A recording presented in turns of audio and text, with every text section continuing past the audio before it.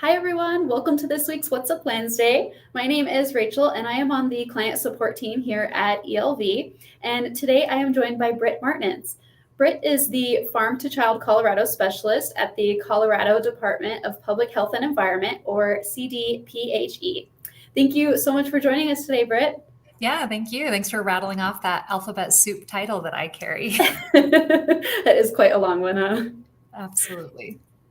Before we get started, I just want to thank you all for watching us live. If you are watching, please comment in the chat and let us know where you're watching from. I always love to see that. I'm in Colorado today. I am at the office at our headquarters, and it is nice and chilly here. I guess probably warm for most of you who are in Colorado, but cold for me. I'm coming from Arizona.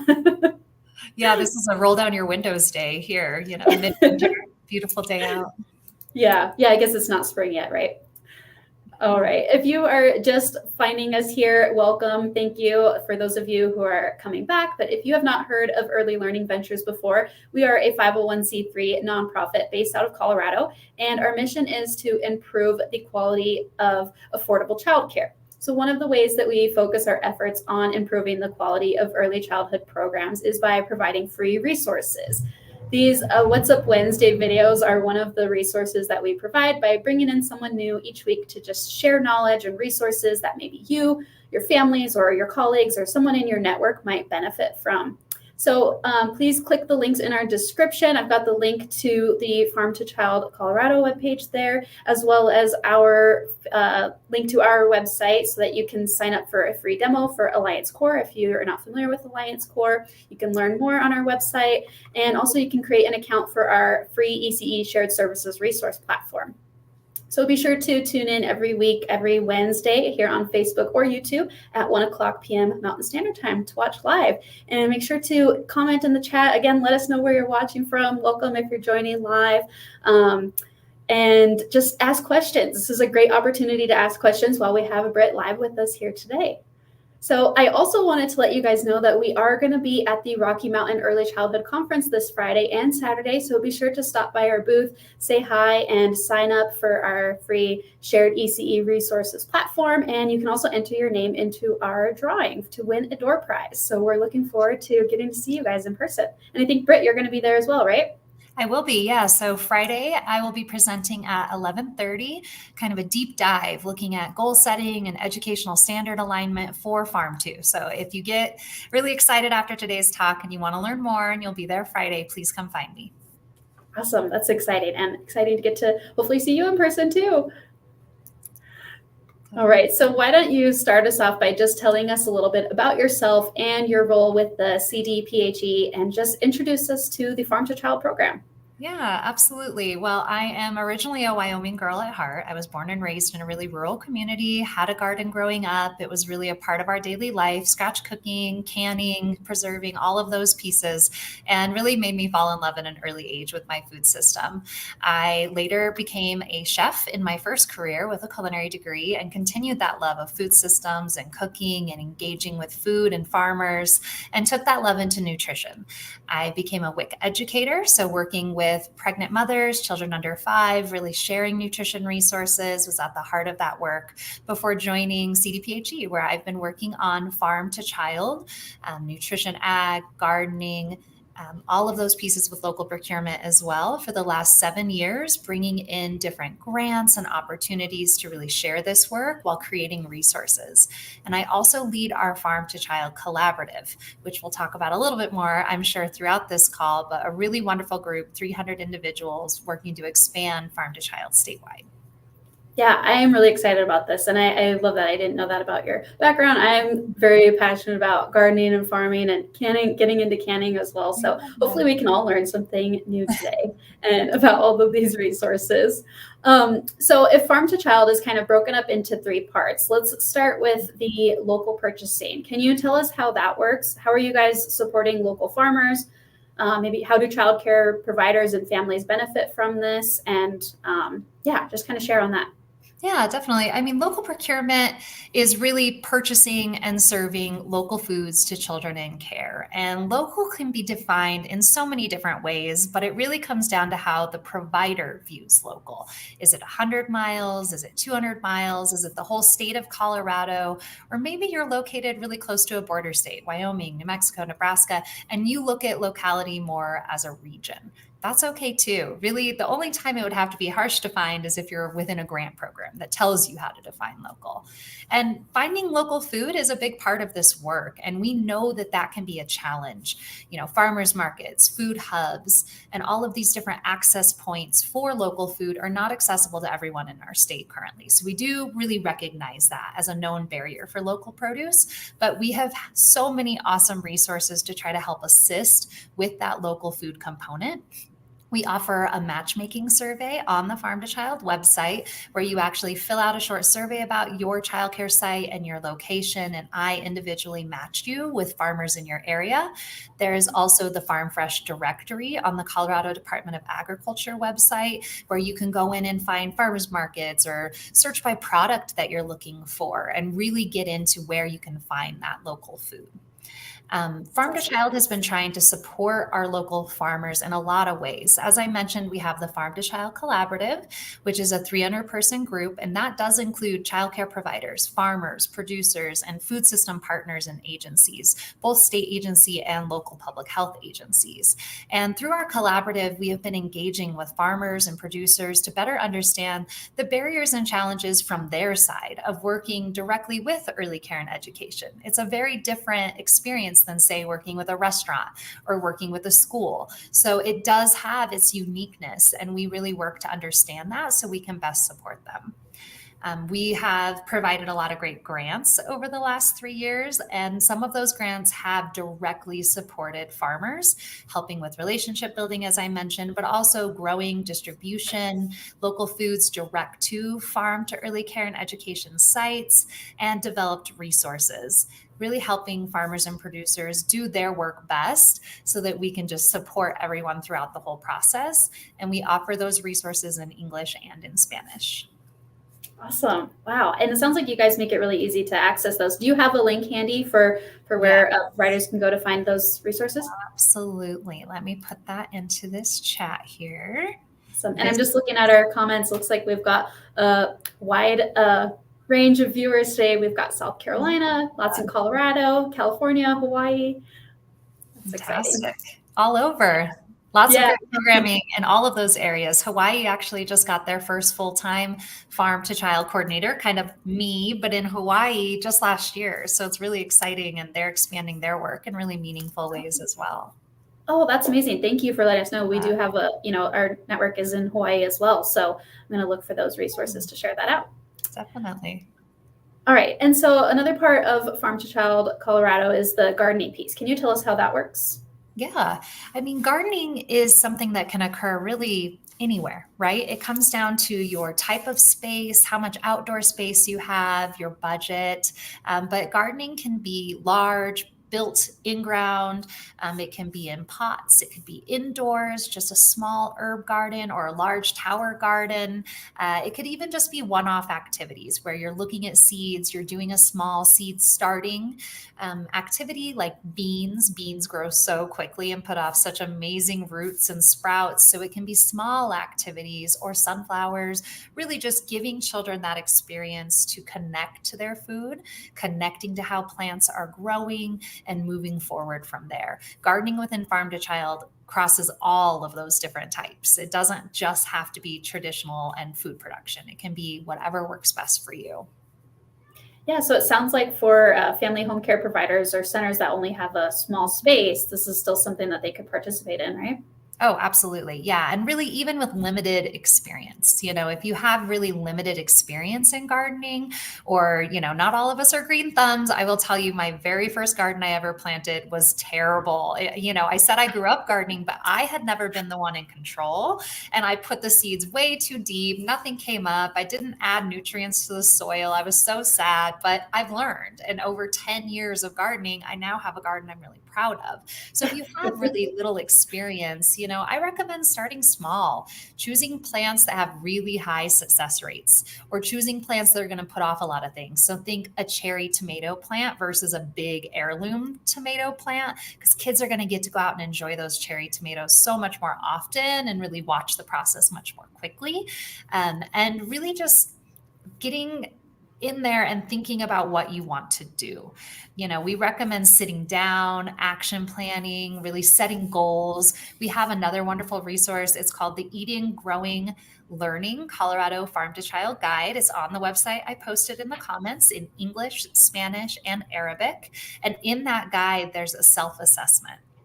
And it really helps you sit down and just think about your budget, think about finding partners. Farm to Child works best in community and when it's really supported. So who could be volunteers or how to bring in family, setting your timeline, and really sets you up to be successful. Yeah, and that's amazing that that resource is offered in so many different languages. Yeah, definitely a big part of this work is language justice and making sure that our resources are available for all of our providers. Yeah, Ty says as well, yay for Arabic. That's amazing. And then Faith says that her nephew loved picking cherry tomatoes off the plant and carrying them around when he visited. That's really cute. Oh, I love that. Yeah. I mean, when my daughter was little, we'd have to cut her off because I honestly thought she was going to get a stomach ache because she would eat so many. I'm like, that's a lot of tomato stomach. You got to temper it. They're so delicious. And that's great that there's so much help and support for those of us, just starting out or don't have any prior experience. I mean, I've been gardening since I was a kid as well, and I'm still always learning and, finding out what to grow, what works best, and how to grow it, and at what time of year. It can feel like a lot in the beginning, but that's awesome that there's so much support. Yeah, absolutely. We have additional resources to recorded webinars with master gardeners. If you are here in Colorado, and even if, I know you're joining from other states as well, but looking for master gardeners, looking at your extension offices, really reaching out for that support. If you are new, you can get your soil tested, you can do sunlight studies, you can really get supported in this gardening space, and paying attention to your zone, where you are in the state. In Colorado, we have so many different zones, even just in this state. So knowing what you're going to be able to grow, what time of year, exactly like you said, Rachel, it really does lead you to more success. Yeah. And Amy is asking how many states is Farm to Child available in? Do you know that information offhand, or maybe have somewhere you can point us in the right direction to find out? Yeah, absolutely. So I would recommend connecting with the National Farm to School Network. And nationally, this program is known as Farm to ECE, so Farm to Early Care and Education. And it is a nationally recognized program. It is happening across all 50 states. Some states have far more advanced programs than others. And that's just kind of how the work grows. It starts small, just like your garden, right? And year over year, we build these stronger programs. So you can go to that National Farm to School Network website. And within that, you'll be able to find your state, see if you have available resources, who their partners are that they're actively working with, and go forward from there. Perfect. Thank you so much. I did write that down so I can look for those. And looks like Ty is sharing the link also. Thank you, Ty. Awesome. Perfect. Doing that might be, I know, that might be a different link, but still informational, farmtoschool.org. Okay. That's MSU Denver. Cool. Wonderful. Thank you, Ty.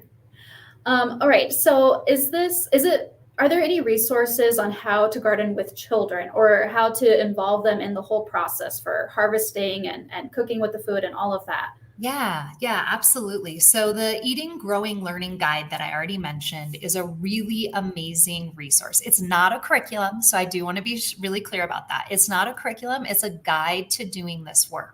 So it's really for that director, teacher kind of perspective of how to get into this work. It has behavior management tips. Normally outside time is free play. Now we're saying it's outside time and it's focused garden time. So how do we really shift that behavior management?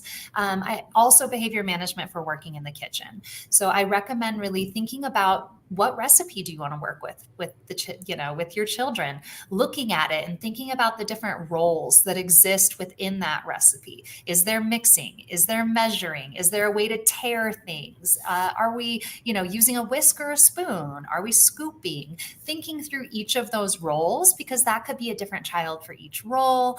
And also remembering that these recipes, that could be your snack. And within the guide, they are CACFP credited recipes. So if you're a part of the child and adult care food program, you can use these recipes and make a creditable snack or meal with the kiddos in care.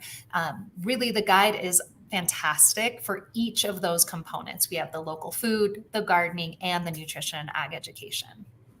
That is really exciting. And the comments, Ty, thank you so much. That she's posting all kinds of links and resources there. And then Judy says that there is a website that will give you sun studies by your address. Oh, that's really great. That's wonderful. Yeah. So helpful. That is. Thank you, guys. Teamwork here.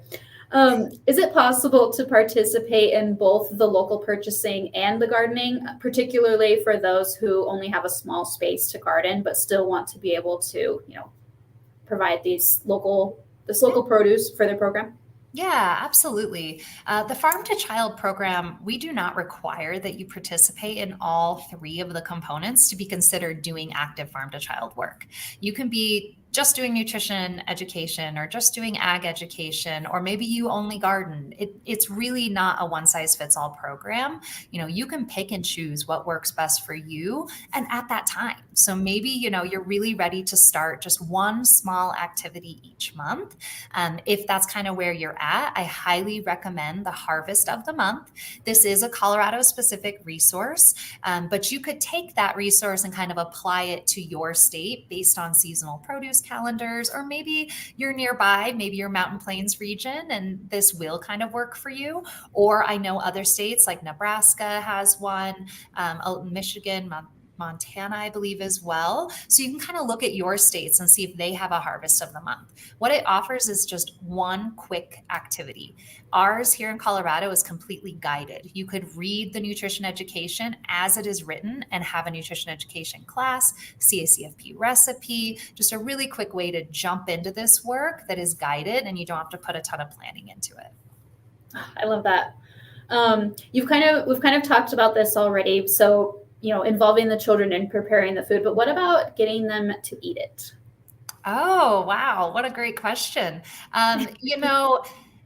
We believe in positive mealtime environment. And so getting children to try new foods, as I believe many of us know, is all about repetition. It's about bringing those opportunities for the children. And we have seen in studies where we have looked at gardening and nutrition and ag education, and when children have that higher exposure to these foods, they are more likely to try them. When you've witnessed that tomato from seed all the way to green fruit to red fruit, and now it's on your plate, you're going to value it a little differently than when it was just kind of mashed into your pasta or whatever it might be. Now it's a lot more exciting. Yeah. So, we really encourage that positive mealtime environment, allowing children that space to just experience it. For Farm to Child programming, we consider that food on their plate to be a tasting opportunity. Whether they've smelled it, whether they've licked it, whether they took a mouth's bite, whatever it might be, just having that food in front of them is an experience of exposure that can down the line lead to them happily consuming it, right? Which is the end goal. I think we all have that one food we probably still don't eat as an adult. For me, it's lima beans. I still don't want to eat them. So really just remembering, forcing these situations isn't a positive mealtime environment. And the more we can just really bring them into this process, the more willing they're going to be to enjoy. Yeah. And like Faith said, with her nephew picking the cherry tomatoes off the porch, I don't think kids usually, maybe they do, but don't often eat tomatoes with that much enthusiasm from the grocery store. Yeah, it's really amazing. And we have some childcare providers that have told stories about children coming home and just being like, Mom, I had the most amazing thing today. And it was green and it was round and it was perfect. And the mom literally had to email the director and say, what did you serve for lunch? And when she wrote back Brussels sprouts, her head almost exploded. What? She's round and green and perfect. It really does create these wonderful opportunities. That's adorable. I love that. Yeah, Faith says that her nephew would tote them Oh, all around the house, very proud of himself. yes. That's so Yeah, funny. definitely. They become, yeah, they're so proud of it. That's great. Yeah. I love the statistics. Can you maybe share with us an estimated percentage of how many programs you guys are working with currently? Yeah, absolutely. So the Farm to Child Collaborative, we've really grown quite a bit since we started in 2018. When we started that year, we had 11 members. So it was really more of a task force back then, but we have now grown to 315 members, and 45% of those members are childcare providers here in Colorado. The Awesome. momentum of this work is just really growing rapidly. There's so much engagement from childcare providers and just a lot more awareness about the work that's happening. We have been able to conduct 2 different surveys. So we did our first one in 2018. And during that time, we had 250 childcare providers respond, which we were really excited about. And we did a 5 year later survey. So in 2023, we did another survey, and the number of providers responding grew to 466. This Wow. included licensed, unlicensed. We had family, friend, and neighbor providers. We had Spanish speaking providers. And it was just a massive growth. And from those 466, we know that 57% are actively gardening. 56% are providing nutrition and agricultural education opportunities, and 58% are purchasing local. And purchasing local is the biggest, most challenging area. We hear every year about how hard that can be. So to have this massive growth from 2018 to 2023 just really shows how engaged our providers are in Colorado. Yeah, that's amazing. Oh, thank you. So for anybody watching who wants to get started, wants to learn more, what are the first steps? What does that look like? How do they get started? What is the Yeah. cost? It's a bit of a harder question. Getting started can really look very different for every single person. It depends on your program size, how many children you're serving, what space you have. But I really do recommend starting with a self-assessment. The National Farm to School Network, as I mentioned, does have a self-assessment. It's in English, it's in Spanish, it's posted on the website and inside the Eating, Growing, Learning Guide as a recommended first step. And it'll really help you realize, what are you already doing? Like, you may already be doing farm to child through the activities you're offering and just not fully aware of that. And that's great. It helps you decide where your talents lie. Who on your staff is actually the green thumb, or who really is wonderful in the kitchen and wants to bring the blender and everything into their classroom for the taste test? Who has these like skills and desire to share them? And it also really helps you figure out who can be of assistance. Like I mentioned, you really do need a community to find great success and sustainability in this work. And that assessment will really help you figure it out. It also has you look at kind of where I am now and 6 months later, where do I want to be? And then you come back to it 6 months from now and go, either we accomplished it, let's move forward, or where did we maybe get off track and how can we get back on track and figure this out again? Really, your budget, of course, is always going to be a big part of this. If you're really hoping to implement that harvest of the month, offer maybe one local food item a month, which is great. That's a taste test. That's wonderful. Your budget's going to be pretty little. You could probably do that with 10 kids for less than $20 a month. But if you're really ready to jump into this and go big, you have the space, you have the time, you want to do garden beds, irrigation, a big fence to keep deer out, whatever it might be, you could be looking up in the $10,000 range. So really just kind of thinking about the program that you would like to have eventually and working with where you can. I recommend watching the success stories. We developed some really beautiful success stories from our community-based grantees that we worked with over the last 2 years. And it gives you that kind of opportunity to look at all of the different ways people are doing this work. It's not always led by childcare sites. Sometimes it's led by food aggregators or the farmers and producers themselves or support organizations. Early learning ventures maybe even someday can help us with this. Who knows? But it gives you that opportunity to look at all these different ways that the programs are being implemented and can give you a way to kind of think about your program as well.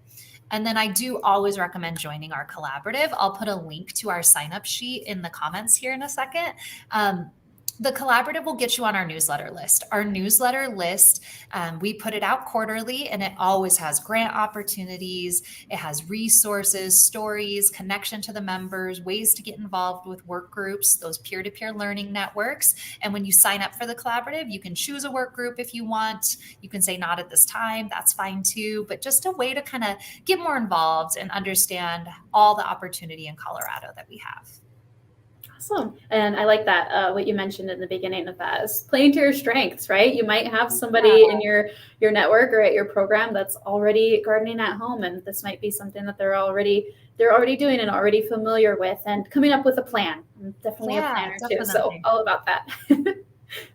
Perfect. Yeah. And these resources. So there's lots of links here in the comments, everyone, as well as in the description of this video. So be sure to check that out. Britt, I have your contact information in the description of this video as well. Is that a good place to contact you? And if they have any questions? Yeah, definitely. I mean, we are so excited to have this work growing in Colorado, and that is 100% my role. If you have questions, you want to know about people in your community, ways we can connect, if you want to have a one-on-one, my role is 100% to support your work. So please do not be afraid to contact me. Like, I love hearing from providers, sharing stories. When I get pictures in my inbox, it's my favorite day of the week, seeing what you're up to. Really, really love being a part of this, and I'm here to support you. I love that. Thank you. Do you have any final thoughts to leave us with today? Maybe any plans, goals coming up for 2024? Anything else you can share with us? You know, we are so excited.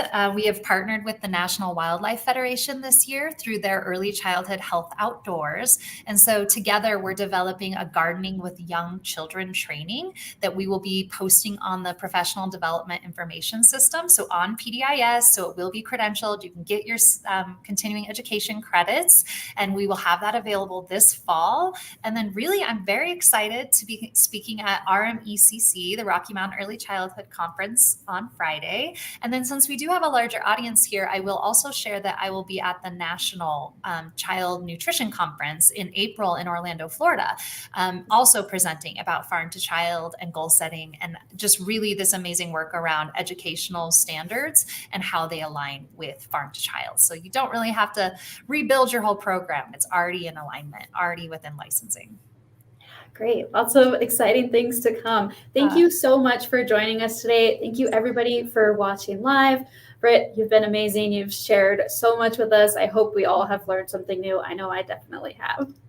Yeah. So thank you. Thank you for having me. I did this a couple years ago. It was fun then. It's fun now. It's always great to be here with all of you. So thank you so much for joining. Yeah, very exciting. Thank you, everybody, for watching live. Be sure to tune in every Wednesday at 1:00 p.m. Mountain Standard Time. Follow us on Facebook, subscribe to our YouTube channel, and we will see you next time. Bye. Awesome. Thanks, everyone.